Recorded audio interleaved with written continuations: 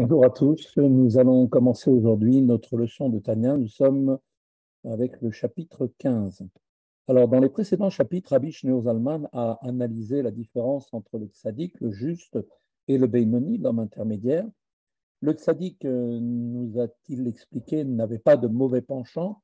Le mal étant été banni de son âme, il ne représente plus aucun attrait pour lui. Le Beinoni, cependant, reste, lui, habité par le mal et continue donc de subir son attirance. C'est seulement par une vigilance donc de chaque instant et une lutte acharnée que son âme divine donc, peut prendre la possibilité d'empêcher les désirs de son âme animale de se réaliser en pensée, en parole et en action, qui sont, comme on le rappelle, les trois vêtements de l'âme qui lui permettent de s'exprimer dans ce monde.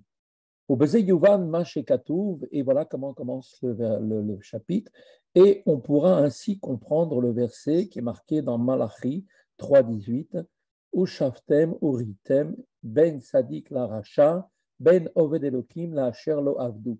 Et vous reviendrez et vous verrez la différence entre le tzaddik et le rachat, entre celui qui sert Dieu et celui qui ne le sert pas.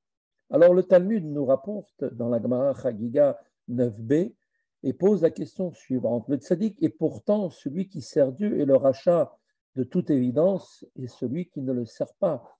Donc pourquoi y a-t-il encore une fois cette redondance? Pour quelle raison? Le Talmud répond, tous deux, celui qui sert Dieu comme celui qui ne le sert pas, sont en réalité des justes parfaits. Néanmoins, celui qui révise son étude 100 fois ne peut pas être comparé à celui qui la révise 101 fois. Le sens de cette 101e fois sera expliqué un petit peu dans la suite du chapitre. Pourtant, cette réponse paraît n'éclaircir que la seconde répétition. Le rachat est celui qui ne le sert pas. Loin d'être un rachat, celui qui ne sert pas Dieu est décrit ainsi parce qu'il ne fait pas plus de 100 révisions de son étude de la Torah. Le problème posé par la répétition, le tzaddik est celui qui sert Dieu, n'est donc pas encore résolu. Le tzaddik, effectivement, de surcroît, le Talmud nous dit dans sa réponse précédemment citée, introduit une troisième catégorie, celui qui ne sert pas Dieu, mais lui aussi est néanmoins un tzaddik. C'est ce passage qui va maintenant, à présent, être élucidé grâce précisément à la distinction établie entre le tzaddik et le Beinoni. Shaefresh ben Oved Elokim la tzaddik ou sheoved ou lachon ove sheu beemsa avoda. La différence que l'on doit faire entre celui qui sert Dieu, le Oved, et le tzaddik réside dans ce que celui qui sert Dieu au présent fait référence à celui qui peine encore dans le service, donc ce travail spirituel. Shei amilchama imayetzerara lidgaber alav ou les garsho me'air ketana, qui en fait ce service, eh bien, c'est le combat contre le mauvais penchant pour prendre le dessus sur lui et le chasser définitivement de la petite cité, le corps dont la conquête, comme on le rappelle, fait l'objet d'un conflit entre le bon et le mauvais penchant, comme cela est rapporté dans l'Ecclésiaste, dans la Gemara Nedarim, et comme on peut le voir dans plein d'autres endroits. Shelo yitlabesh bevareagouf, donc le but est de chasser de la petite cité le corps, de sorte que le mal ne se revête pas dans les membres du corps, c'est-à-dire qu'il ne s'exprime pas ni en pensée, ni en parole ou en action. Donc, cette lutte contre le mauvais penchant est la avoda, le travail dans lequel est encore plongé celui qui sert Dieu, le oved, au présent, celui qui est dans l'action. C'est effectivement un dur service et un labeur que de combattre en permanence son mauvais penchant. Aïnou, vaïnou, abénoni. Et c'est là, effectivement, bien du Beinoni dont on parle. Cette lutte incessante est celle du Beinoni. Il est décrit comme celui qui sert Dieu, car il est encore, au moment présent, engagé dans ce service. Avar la tzaddik nikra Eved Hashem Beshem Atorah. En revanche, le tzaddik est appelé serviteur Eved, le serviteur de Dieu, par un titre qui en fait définit sa personne elle-même, celui qui sert Dieu. Le Beinoni, à la différence du tzaddik, lui, est un serviteur de Dieu. n'est pas défini par un titre, mais simplement désigné par un verbe qui exprime une description de ses actes constants. Le terme serviteur est pareil au titre de sage ou de roi qui s'applique à celui qui est devenu déjà un sage ou un roi. Car Zekevar Avad, Vegamar, Legamre, Avodat, Amilchama, Imara, lui aussi, le tzaddik, a déjà accompli et complètement achevé ce service qui est la lutte contre le mal de l'âme animale. Il l'a chassé, comme l'avait fait David Ameller, et celui-ci l'a quitté, laissant donc le siège du mauvais penchant en son cœur vide au-dedans de lui, comme le disait donc dans le chapitre 1er David Ameller, car il avait totalement achevé cette tâche de le chasser. Le tzaddik se voit par conséquent conférer maintenant le titre de serviteur de Dieu. Les expressions donc de juste et celui qui sert Dieu ne sont donc pas des expressions qui sont répétitives, il n'y a pas de redondance, car l'expression celui qui sert Dieu, qui décrit celui qui mène encore le combat spirituel, ne fait pas du tout référence au tzaddik, mais bien au Beinoni. Rabbi Shneur Zalman va maintenant étudier la différence entre celui qui sert Dieu au quotidien et celui qui ne le sert pas, lequel, comme l'explique le Talmud, n'est pas un rachat.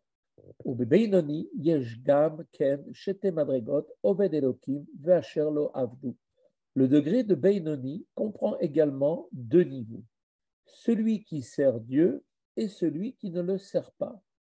Afalpiken et no rachat. Néanmoins, bien évidemment, il n'est pas un rachat. Kilo avar miyamav shum averakala, car le Benoni n'a jamais connu la moindre transgression d'un commandement négatif tout au long de sa vie, au moment où il a atteint ce niveau de Benoni. Vegam kayam kol amizvot shefsharlo le kaimam, ve talmud Torah keneged kulam, et le Benoni a également accompli tous les commandements positifs qu'il était en son pouvoir d'accomplir, y compris bien évidemment le devoir d'étudier la Torah, qui elle-même équivaut à tous les commandements réunis. Mais l'opasik poumé megersa, et sa bouche, ou Beinoni, ce Beinoni, n'a jamais cessé d'étudier la Torah, malgré la difficulté que cela peut impliquer. Et là, toutefois, il est défini comme quelqu'un qui est celui qui ne sert pas Dieu. Pourquoi? Car chez Eino Oseshu Milchamay Mayetzer, car ce Beinoni-là, eh bien, il ne mène aucun combat contre son mauvais penchant, les Natsro alliés des Or Hashem, pour le vaincre avec l'aide de la lumière divine, à Meir al Nefesh Elokit Shebemoar Hashalit al Alev, qui discar les pour vaincre, essayer de le vaincre avec la lumière divine qui illumine l'âme divine située dans le cerveau, lequel maîtrise le cœur, comme il a été précédemment expliqué dans le chapitre 12 et 13, à savoir que l'âme divine et la lumière divine qui illumine sont la réponse du Beinoni à son mauvais penchant. Celui qui ne sert pas Dieu, donc, ne connaît pas un tel combat. Pour quelle raison?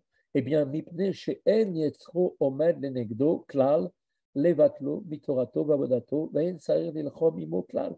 Bien, pourquoi effectivement cela est ainsi? Car son mauvais penchant, ce Beinoni, ne s'oppose plus à lui pour le distraire de son étude de la Torah et de son service divin. Ce combat n'est donc pas nécessaire pour lui. Kegon, Sheu Matmid, Belimudo, Meteva, Mitoldato, Aliede Avoda, Tigboret, Amara, Shora, par exemple. Eh bien, s'il est maintenant arrivé par cette force de répétition de la chose, de par sa nature, ou bien qu'il a une nature innée, assidue à l'étude du fait de son tempérament mélancolique, il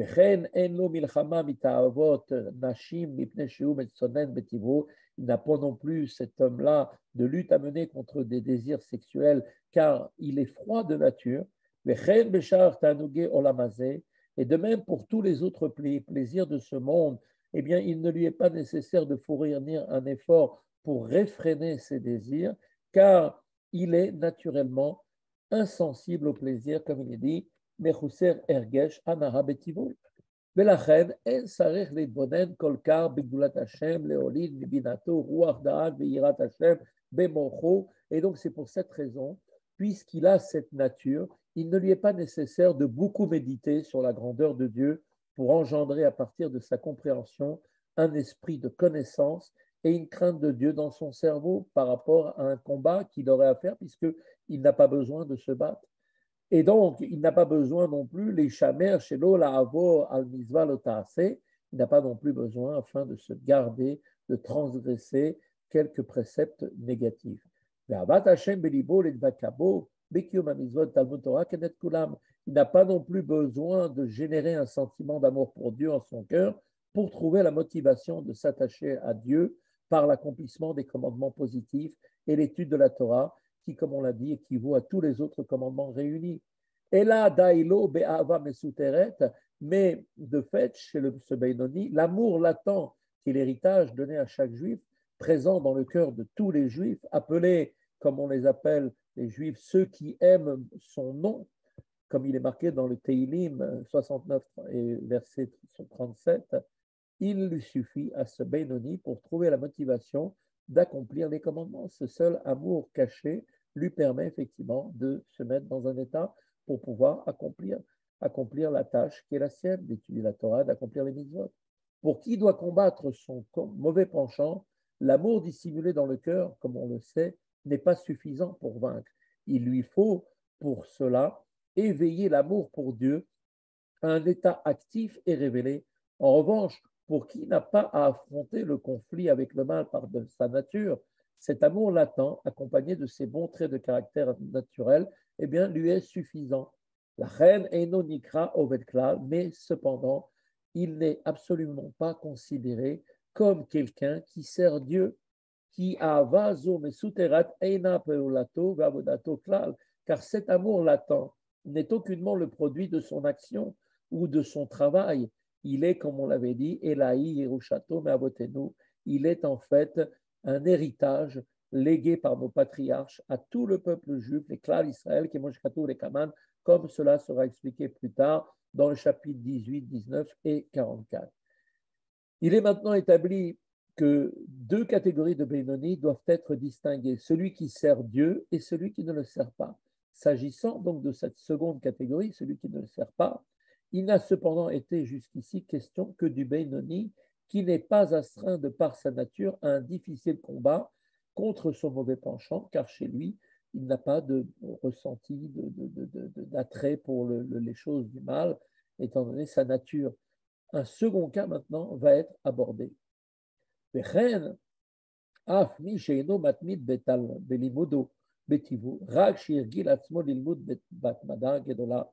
même, nous dit le Admour Azaken, pour qui n'est pas quelqu'un de studieux de par nature, pas quelqu'un qui s'assoit facilement pour étudier, pour s'asseoir des heures devant un livre, mais c'est quelqu'un qui s'est habitué avec une grande assiduité et pour lequel, comme on le sait, à Ergel Lotevacheni, eh bien, l'habitude, à force donc de répéter la même chose, est devenue chez lui une seconde nature. Donc cette assiduité est devenue maintenant naturelle pour lui. Dailo be'ava mesuterezzo, ela imken rotse lilmod yoter meragiluto. Cet amour latent pour Dieu, qui est donc un héritage donné à chaque juif, lui est maintenant suffisant, à moins qu'il ne désire étudier plus qu'à son habitude. Alors, bien sûr, pour cela, il doit pour cela éveiller un sentiment d'amour pour Dieu révélé en son cœur, et seul un tel amour pourra lui donner la force nécessaire pour dépasser les limites de cette seconde nature. Au Bezei Yuvan, maintenant, cela va nous permettre de comprendre Ma Shekatouf Begmara, ce qui est rapporté dans le Talmud, à savoir que des Oved Elohim Ainu Mishe Shone Perko Mea Peamim. La Gemara nous dit que celui qui sert Dieu fait référence à celui qui révise son étude 101 fois. Mais par contre, Velo Avdo Ainu Mishe Shone Perko Mea Peamim Bilvad. Celui qui sert Dieu, pardon, c'est celui qui révise son étude 101 fois, tandis que celui qui ne le sert pas fait référence à celui qui ne révise que 100 fois ce qu'il a étudié. C'est extraordinaire. Eh bien, il faut savoir que de ce fait, il paraît quand même étrange que la 101e révision, une fois de plus simplement, l'emporte sur toutes les précédentes qui sont au nombre de 100 et confère à celui qui l'étudie la désignation d'un homme qui sert Dieu. Pour quelle raison dit-on une chose pareille? Une seule fois suffit par rapport aux 100 fois qu'il a étudié pour faire de lui quelqu'un qui sert Dieu? Eh bien, la réponse est la suivante.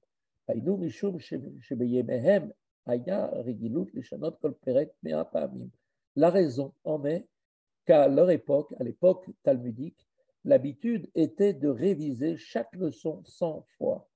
Une telle révision n'exigeait donc aucun effort, elle était comme devenue une seconde nature. Seule la 101e fois, celle une de plus, qui demandait un effort accru, puisque inhabituel, de la part de l'étudiant qui voulait donc dépasser son habitude, pouvait lui conférer cette appellation d'homme qui sert Dieu. Comment une chose est-elle possible? Eh bien, nous allons illustrer ça par une image rapportée dans le Talmud. Comme c'est rapporté là-bas, il est marqué que Deita Atam Begmara Mashal Mishuk Achamarim.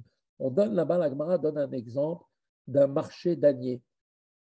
Un marché damier qui servait donc à porter, à l'époque, l'âne était souvent utilisé pour porter des charges. Et donc, ce marché damier avait donc l'habitude de demander un zouz pour parcourir une distance de 10 parasandres, qui représente la distance d'un 1000 perses. Et donc, il demandait par contre 2 zouz pour 11 parasandres, un parasandre de plus. Pourquoi? Parce que le 11e parasandre dépasse leur habitude. L'âne n'était pas habitué à marcher plus que 10 parasandres. Lui demander de faire un 11e parasandre est quelque chose qui dépasse son habitude et pour cela, il fallait payer le double de la somme requise. Et donc, effectivement, cette image est tout à fait adaptée à l'histoire de celui qui sert Dieu et celui qui ne sert pas Dieu. La c'est pourquoi cette 101e révision qui dépasse l'habitude, prise depuis son jeune âge, eh bien, elle est elle-même équivalente à toutes les 100 révisions précédemment réunies.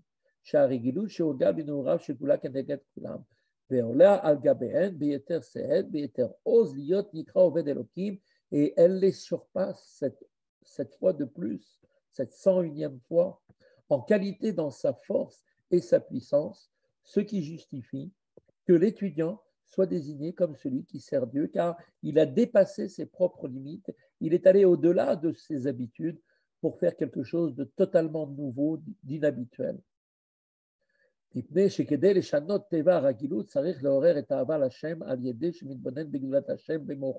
Car pour changer la nature imprimée par l'habitude, eh bien, cela nécessite d'éveiller en soi l'amour pour Dieu, un amour tellement intense qui va venir par la méditation dans son cerveau sur la grandeur de Dieu.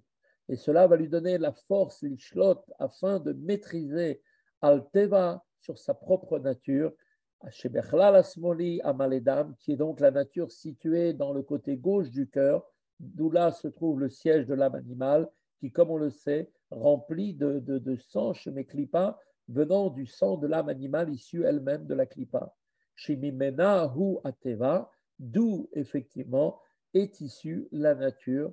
Le pouvoir de cet amour lui permet maintenant, d'avoir par cette connaissance, cette conscience de la grandeur de Dieu dans son esprit, va lui permettre de dépasser maintenant sa nature. Mais Zoï Avoda Tamal et Benoni, et ceci, le fait donc de soumettre la nature de son âme animale par le moyen d'un amour pour Dieu, engendré par la méditation, eh bien, cela est un service parfait pour le Benoni. O les horaires et ava mesuteret belibo, ou bien une autre forme de service pour le Benoni consiste à éveiller l'amour latent pour Dieu, présent naturellement à l'état latent en son cœur.